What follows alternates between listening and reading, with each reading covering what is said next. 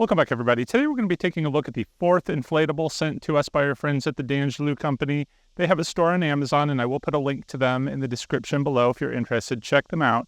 But we have already explored 3 of the inflatables that they sent me for Halloween. First was that 12-foot inflatable ghost with that fire effect that was pretty cool.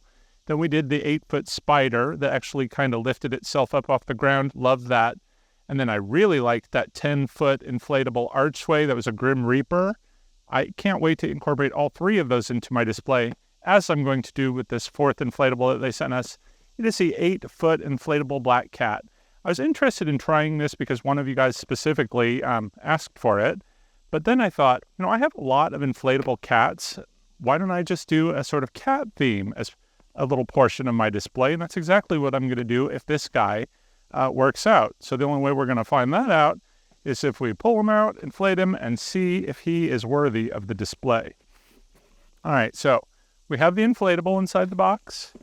We also have a package of stakes, the instructions, and a couple of water bottles that you can use as weights. So it's pretty standard if you've watched all the other inflatable videos. It's kind of the same equipment. You should definitely check those out if you haven't yet. All right, let's go ahead and put this down and unfurl the inflatable. So this isn't just a regular black cat. He's kind of like a, I hate to call him a demon cat because he's kind of fun, but he's got wings and I think horns as well. So there we go. We have unfurled them. It says he's 8 feet tall. Well, it says he's 8 feet. I don't know if that's tall or wide. We're going to find out here in a moment.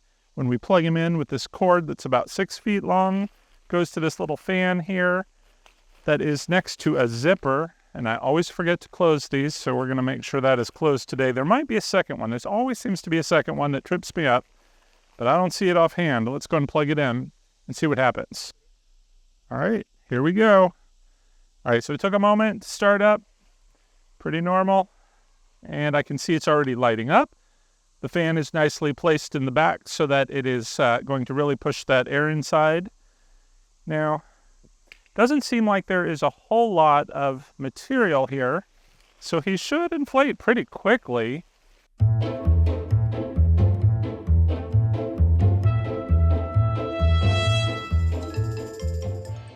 There we go. All right, so the 8 feet clearly is side to side from his wingtip to wingtip, but even the tail here, it looks like it's about a little bit taller than me at 6'3", so he's a good size. I can't quite see him from the face, so let's bring the camera in and we'll take a closer look. First thing we notice here is this mischievous face. Look at that grin. He is an awesome looking cat. Love the eyes that blink. And then he has these sort of devil horns that stick out. There's a little tuft of something on the top of his head, a little pink detail in his ears, and the little whiskers along the sides. Claws on the feet as well. We can see there is a tether there on the side. One in the back as well, I assume. As we move back, you get a nice view from the side. As we move in on the side here, we're going to take a look at the fan. It's conveniently placed in the back right leg, and as you can see, it's up off the ground a bit, so it has a lot of airflow. You're not going to get it blocked by anything on the ground. Up through the tail, he's got a nice curve. You've got the nice curves on the wings. There's a lot of shape to this inflatable, a lot of nice detail.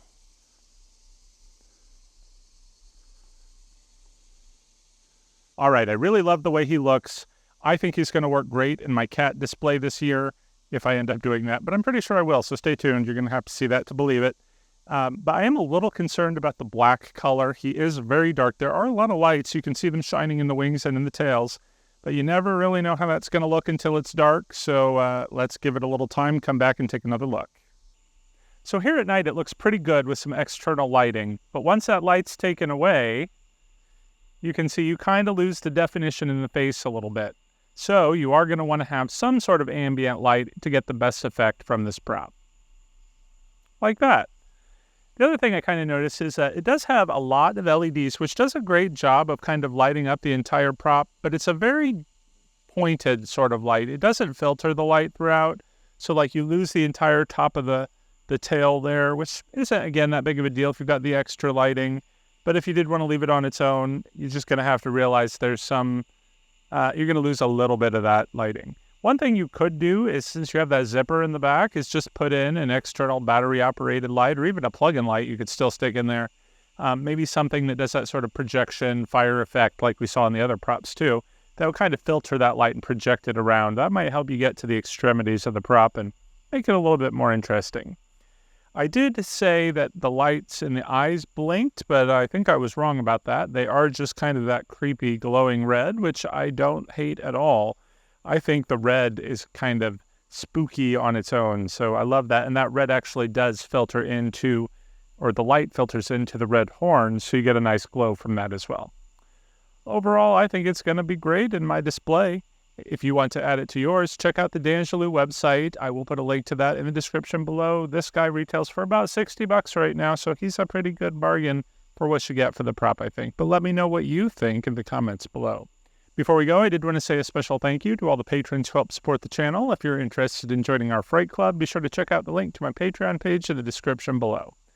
That's going to do it for today, so thank you for watching, everyone. Till next time, take care, and happy haunting.